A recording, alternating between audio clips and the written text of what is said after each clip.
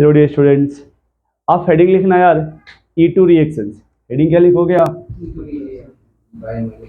हाँ, E2 reactions.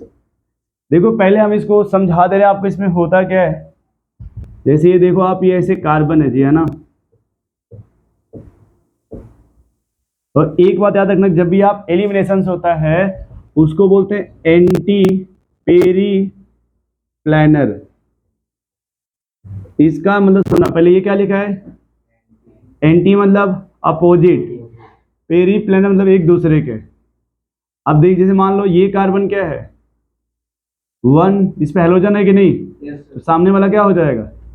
इसी को बोलते हैं अल्फा बीटा। इसी क्या बोलते हैं?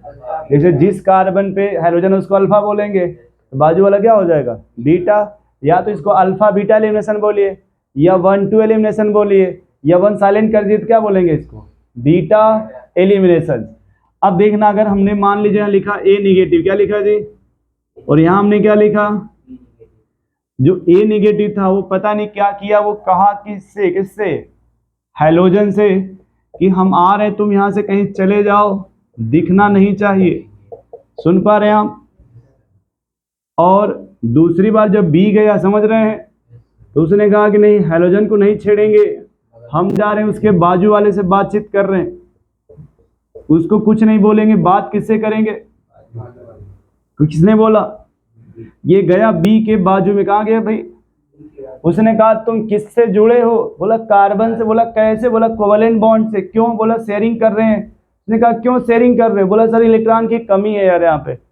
इसने बाजू वाले ने कहा एक काम करो ना, तुम यार हमारे साथ चलो, तुम्हें कोई टेंशन, हम सीधे, तुम अब इलेक्ट्रॉन भी छोड़ दो, जो भी वहां पैसे वैसे अपन तुम्हारा ना सब हिसाब किताब वहीं क्या कर दो आप। इसने क्या किया कि अपना इलेक्ट्रॉन किसको दे दिया भाई? उसी समय इसका ये जो इलेक्ट्रॉन था वो इधर आ गया, और उसी समय यहां से क्या हो गया? तो ये रिएक्शन एक साथ ही होता है। रिएक्शंस जैसे आपने कभी SN2 का नाम सुना होगा, SN2 में जो रिएक्शन था एक ही साथ होता है।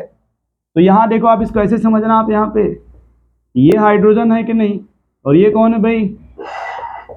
वाह, ये समझ रहे हैं आप? कभी कोई बच्चे क्या है कि कुछ चीज को देखते कुछ और, समझते कुछ और, फील कुछ और करते हैं।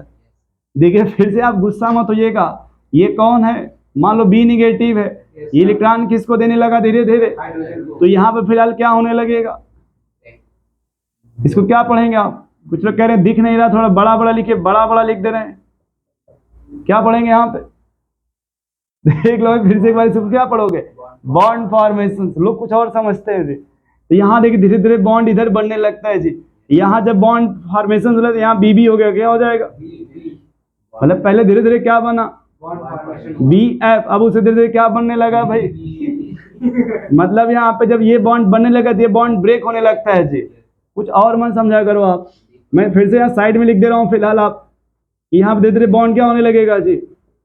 ब्रेक डाउन होने लगता है जी। तो जब ये बॉन्ड ब्रेक होने लगेगा तो ये मैसेज किसी बगल वाले तक पहुंचता है, क्योंकि ब्रेक होगा तो बाजू में ही यहीं आके गिरेगा।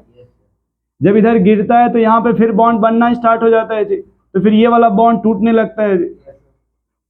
सॉरी, यहाँ फिर क्या होने लगता है? और फिर यहाँ क्या होने लगता है? तो 2 बार क्या हुआ, फिर 2 बार क्या हो गया जी? इसी बोलते हैं ट्रांजिशन स्टेट। इसे क्या बोलते हैं भाई? अब जब रिएक्शन कंप्लीट होगा, देखो तो यहाँ फिलहाल ये क्या बन जाएगा? BH। और यहाँ से क्या रिलीज हो गया? X-। और यहाँ देखो C डबल बॉन्ड ऐसे बन जाएगा जी। तो फिलहाल आप इसे क्या बोलेंगे? और ये जैसे X- है ना, तो आपने B निगेटिव यूज किया है ना, सॉरी ये जैसे मान लो NaOH क्या है ये? तो ये प्लस और ये माइनस है कि नहीं? तो जो भी सोडियम होगा इससे आगे जुड़ जाएगा, और ये आप जैसे यहाँ लग जाता है NaX बन जाएगा फिर। या कुछ समझ पा रहे हैं आप? इसको क्या बोला जाता है? E2 reaction. जिसे क्या बोलते हैं? तो E2 का मतलब ये होता है कि जो भी इसमें बेस आएगा, जैसे SN2 की बात करें तो न्यूक्लियोफाइल आता है, और यहाँ पे कौन आएगा? बेस। तो पहले बात किससे करता है भाई? हाइड्रोजन से। आप देखो इसमें 2-3 पॉइंट लिख लो आप, जो वेरी वेरी इंपॉर्टेंट होता है इसमें। पहला लिखिएगा इसमें कि सर ये 1 स्टेप मैकेनिज्म होता है। कितना होता है ये? और SN2 कितने मैकेनिज्म में होता है? वो भी 1 स्टेप में। दूसरा लिखिएगा नो कार्बोकेटाइन इंटरमीडिएट, यहाँ पे कोई भी कार्बोकेटाइन नहीं बनता इंटरमीडिएट के फॉर्म में। इंटरमीडिएट, नेक्स्ट पॉइंट, क्या यहाँ पे रीअरेंजमेंट होगा? क्या जब कार्बोकेटाइन नहीं बनेगा तो यहाँ कोई भी रीअरेंजमेंट नहीं होगा, तो नो रीअरेंजमेंट पॉसिबल, यानी कोई भी रीअरेंजमेंट नहीं होता है। अगर बात करें रेट का, किसकी बात की जाए? किसका? तो ये डिपेंड करता है एक एल्काइल हैलाइड पे और दूसरा डिपेंड किस पे करेगा भाई? बेस पे।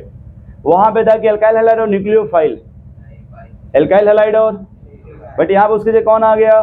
बेस आ जाता है जी। हाँ जी, पांचवा पॉइंट लिखिएगा कि ये बाई मॉलिक्यूलर का मतलब होता है दोनों पे डिपेंड करता है, ये एल्काइल हैलाइड पे भी और बेस पे जी। नेक्स्ट पॉइंट को बोलेगा कि बाई मॉलिक्यूलर प्लस कितने ऑर्डर का हो जाएगा? सेकेंड ऑर्डर का। इसको कौन से रिएक्शंस बोलेंगे आप? Second order reactions. ये कौन सा मैकेनिज्म होगा? तो यही बोल सकते हैं E2 मैकेनिज्म। कौन सा मैकेनिज्म है ये? E2 मैकेनिज्म होता है जी। और हमेशा इसमें जो भी होगा एंटी एलिमिनेशंस होगा, एंटी। आप एक बार इसको देख लो प्लीज जी, उसके बाद ही लिखना या मत लिखना, उसका कोई टेंशन नहीं है। एंटी मतलब होता है अपोजिट। जैसे मान लो यहाँ पे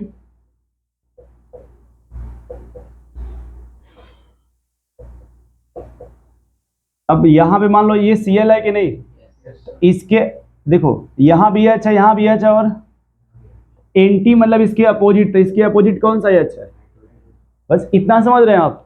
जो अपोजिट होगा वही एलिमिनेट होगा। अगर यहाँ पे H नहीं रहेगा तो रिएक्शन नहीं होगा, मतलब वो एलिमिनेशन वो तभी पॉसिबल होगा जब इसके अपोजिट में क्या होना चाहिए। ये जेई का सवाल जब बनेगा तो मेडिकल में नहीं बनेगा, जेई में बोला जाएगा। अगर यहाँ मिथाइल रहेगा, क्या रहेगा? तब एंटी एलिमिनेशन नहीं होगा। यहाँ पे क्या होना चाहिए? एक पॉइंट और देख लो, अगर हाँ अगर मान लो ये सॉलिड है, क्या है ये ऐसे, तो यहाँ जो H होगा वो डैश डैश होना चाहिए, होना चाहिए, तब एंटी एलिमिनेशन होगा। अगर ये भी सॉलिड पे ही है तब नहीं होगा, क्योंकि फिर दोनों सेम साइड हो गया, दोनों आपका सेम साइड। नेक्स्ट पॉइंट इसमें लिख लीजिएगा,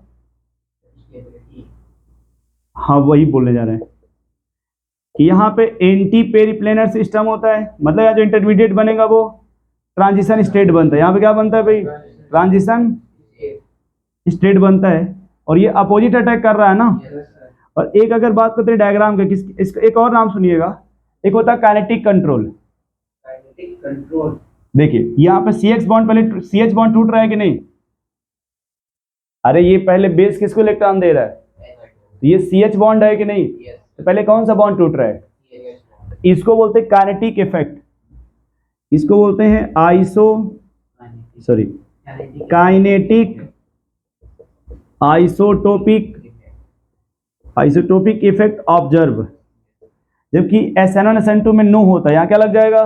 नो, मतलब उसमें CH बॉन्ड टूटता नहीं है। अगर यहाँ बनाओगे आप ग्राफ पोटेंशियल एनर्जी, किसका ग्राफ बनाएंगे आप? तो वो ग्राफ देखिए कुछ ऐसे बनेगा।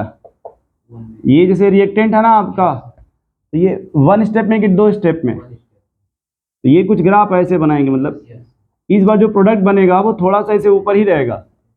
क्यों? क्योंकि इसका रीजन होता है कि यहाँ पे हीट का रिक्वायरमेंट होता है। जो नहीं, अगर SN2 होगा तो वो ग्राफ यहाँ पे आएगा, SN1 होगा तो इसमें ऐसे करके एक बार ऐसे ये होगा ऐसे। अगर सब्स्टिट्यूशन होगा तो यहाँ पे आएगा प्रोडक्ट, क्योंकि वहाँ पे हीट रिलीज होती है, एलिमिनेशन में हीट देना पड़ता है, इसलिए ग्राफ यहाँ ना करके यहाँ ऊपर थोड़ा रहेगा। जब न्यूमेरिकल बनाएंगे आप तो ये ग्राफ याद रखेंगे, थोड़ा सा यहाँ पे यहाँ रहना चाहिए ये प्रोडक्ट का, और ये तब वो सही होगा एलिमिनेशन के लिए। नहीं, दोनों एक लेवल में नहीं होगा जी। हाँ उसमें नीचे आएगा। SN1 होगा तो उसमें इंटरमीडिएट बनता है, तो ये बॉक्स आप ऐसे छोटा सा बना देंगे। जैसे ये मान लो यहाँ से आपने उठाया ऐसे, तो ये ऐसे बनाएंगे, थोड़ा सा मतलब इसको यहाँ तक लाएंगे। ये देखिए ऊपर है, थोड़ा सा ऐसे बिलो है। ये आपका टेस्ट में या किसमें सवाल आया था, है ना? और यहाँ पे हीट का रिक्वायरमेंट किसका यूज करेंगे आप? तो वो बाद में बताया जाएगा आपको, पहले इतने पॉइंट आप नोट कर लो। अब देखो यहाँ पे बस एक पॉइंट सुन लो आप, देखो ये भी SN2 का पॉइंट है, ये भी SN2 का, ये भी SN2 का, यहाँ भी SN2 का। बस यहाँ पे एक पॉइंट डिफरेंस क्या मिल गया? बेस। हाँ यहाँ पे एल्काइल हैलाइड वही है, बस यहाँ पे क्या आ गया आपका? बेस आ गया। और डिफरेंस देखो, ये वही है, ये सेकेंड ऑर्डर वही है। एक ऑर्डर का एंटी एलिमिनेशन, मतलब ये अपोजिट होना चाहिए, क्या होना चाहिए, तभी ये पॉसिबल होगा। वहां भी ट्रांजिशन स्टेट, यहाँ भी बनता है, ये चेंज है, वहां पे नो था, यहाँ पे यस हो गया। नोट कर लो भैया इसको।